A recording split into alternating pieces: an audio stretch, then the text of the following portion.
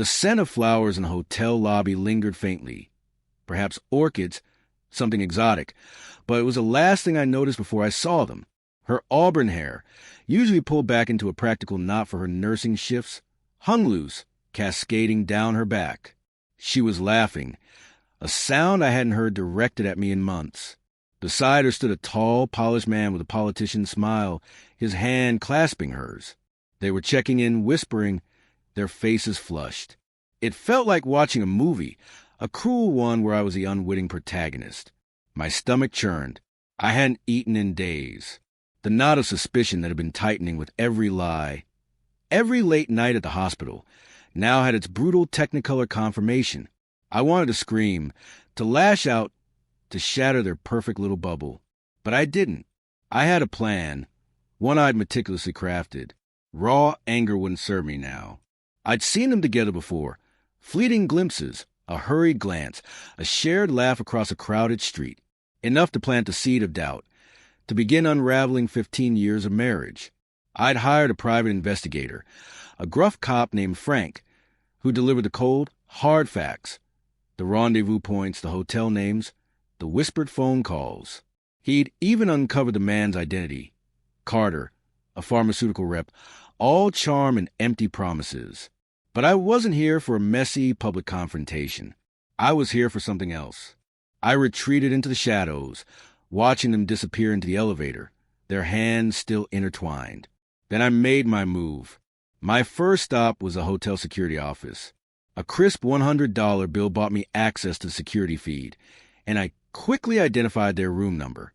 Next, I approached the front desk, playing the part of distraught relative. My sister, she's in a bad place. I just need to talk to her. I know she's here with someone. Please, it's a family emergency. Another $100, and I had a key card. The next hour was a blur of controlled fury. I arranged the room meticulously. Her phone sat on the nightstand, open to Carter's contact, his smiling photo staring back at me. I scattered rose petals, the kind she used to love, across the bed, a bottle of champagne chilled on ice, 2 glasses beside it, and then the piece de resistance, my laptop set up on the dresser, angled toward the bed, playing a slideshow. It was a journey through our marriage, our wedding day, her radiant in white, the birth of our daughter Lily, her tiny hand wrapped around my finger, family vacations, birthdays, Christmas mornings, 15 years of memories, love, laughter, and shared dreams, all set to a haunting piano melody. When I was done, I left. My heart pounded like a war drum as I took the service elevator down to the lobby. I didn't have to wait long. They emerged from the elevator, their faces alight with anticipation, hand in hand.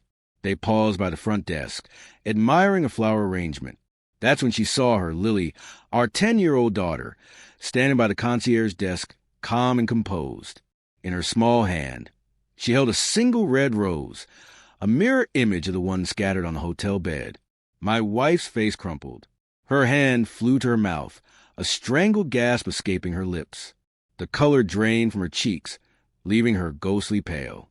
She swayed, her eyes wide with horror, before collapsing onto the polished marble floor. Carter, oblivious at first, stared down at her in confusion.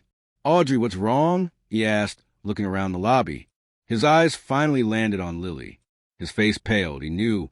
He had to know. The lobby fell silent, every eye fixed on the unfolding drama. I walked toward them, my footsteps echoing in the sudden quiet. Kneeling beside my wife, I ignored Carter's stammered questions. I looked into her eyes, the love I once felt replaced by a cold, hollow ache. "Audrey," I said, my voice low and steady, "I think Lily has something to ask you." Lily stepped forward, her small hand trembling as she held out the rose. "Mommy," she whispered, her voice thick with tears. "Why?" That single word, spoken with such innocence and pain, shattered the illusion my wife had so carefully constructed. Her secret life crumbled around her. Carter backed away, his face a mask of guilt and fear.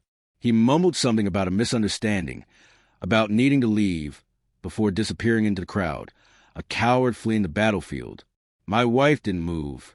She lay there, broken and exposed, the weight of her betrayal crushing her. I didn't feel satisfaction. Not exactly. Just an overwhelming sadness. A profound sense of loss.